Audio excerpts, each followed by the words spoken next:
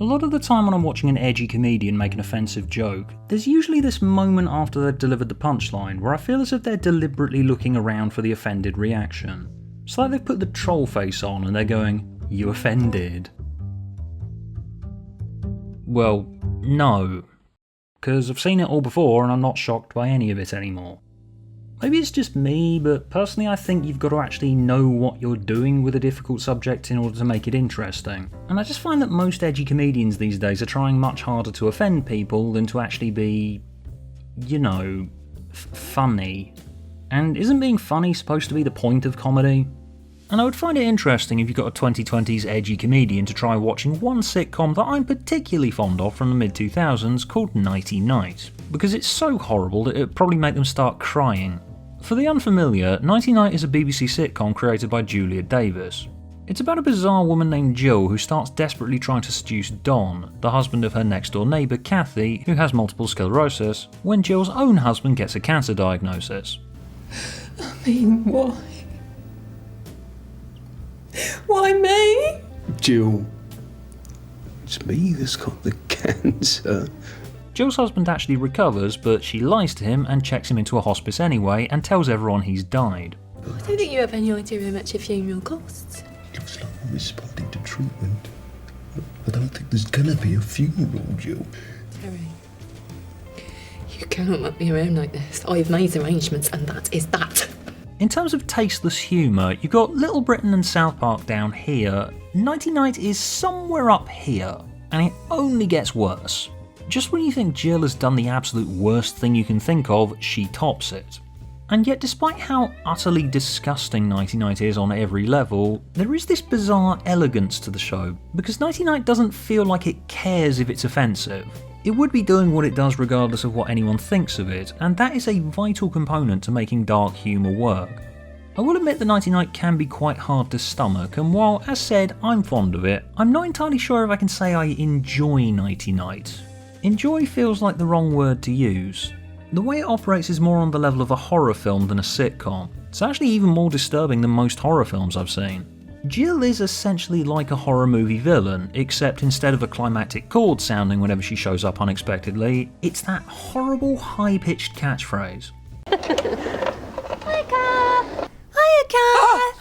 Apparently, like most British sitcoms, an American remake was attempted. However, in this case it would be even more unworkable than other American remakes of British sitcoms that have been tried and abandoned, like Peep Show and the IT Crowd remake, because Nighty Night is a very British premise.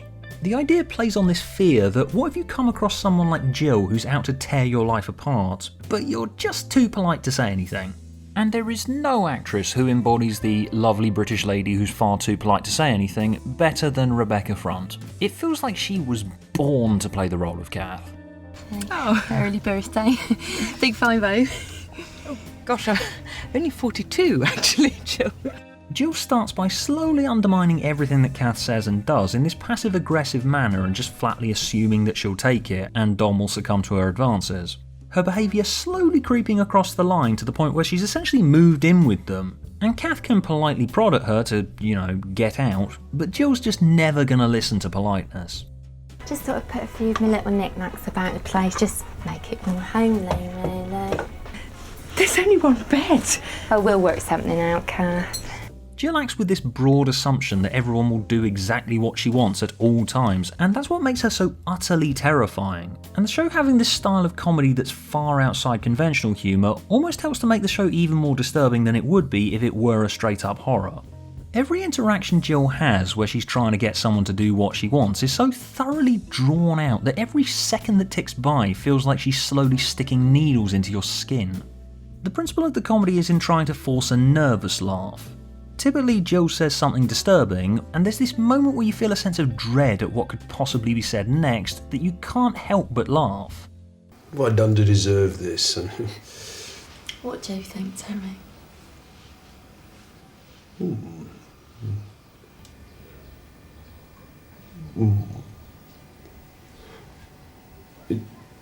Comedy by its nature is a demonstration of power over the audience. There are certain techniques that comedy writers and performers employ to force a reaction out of you, a laugh. And Nighty Night does employ similar techniques to force that reaction, but it does so in a slightly different way to usual. Nighty Night demonstrates its power over you by relishing in your discomfort at just how utterly horrible Jill is. Granted, there are some simple open and shut jokes, but they're almost like the show flicking crumbs of conventional humour in the viewer's face. The show itself comes to embody Jill's character. Thematically, the way its relationship with the viewer operates aligns with Jill's purpose to tear Kath's life apart so well that it's a great demonstration of how not all media has to necessarily be enjoyable in the conventional sense to have a great artistic imperative behind it. I must admit that I find Nighty Night a difficult watch whenever I get the urge to work my way through it again. I can usually only stomach one episode at a time, but that disgust is a sign that the show is working. It's a highly sophisticated meta-narrative. Nighty Night puts you in Kath's shoes in the way the narrative dominates you and forces this uncomfortable laugh out of you at the most horrible dark humour that you can imagine. There comes a point where it feels like Jill isn't even a fictional character in a show you're watching anymore. It's like Jill is this unhinged maniac who's barged her way into your life and trapped you in a one-sided conversation where she recounts all the horrid details of her life and the things she does to torment her far too nice neighbour. And you want to leave. You want this bizarre stranger to leave you alone. But she won't leave, and you can't leave either. As said, Nighty Night is hard to sit through, but I feel like I have to keep watching it just to see what she does next. I'm horrified, and a part of me hates looking at it, but I can't look away.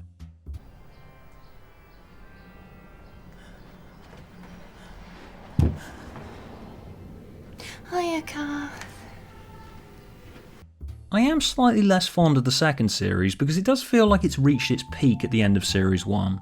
Series 1 is this slow build of Jill pushing at Kath's boundaries that gets worse and worse as she works herself up into this frenzy where you're on the edge of your seat just expecting someone to get killed. It's some of the most nerve-wracking comedy that I've ever seen. Whereas Series 2 goes a bit further into a disgusting reinterpretation of a straight farce, best exemplified by an episode where Don's gone to the hospital to get a vasectomy, and Jill frantically has to try and get his sperm and impregnate herself before he has it. That's what Series 2's like. It's over the top, silly and revolting, but it lacks that tension that Series 1 had. That said, Nighty Night is one of the most interesting British TV sitcoms because it demonstrated an important point that often gets missed in dark comedy. When you're making a dark joke, you are the one that's in control, and you're meant to be demonstrating that control to me. Being desperate to offend people removes that control, because more often than not, it's obvious you're desperate for that reaction. And for me, it doesn't work at all, both because of the seen it all before factor, but also because being desperate doesn't exactly command my respect. I respect Nighty Night. It controls my attention so violently that I feel like I have to watch it once every few years, or I'm going to look outside my window one day and see that Jill's there, giving me that twisted smile. Hiya, Kath.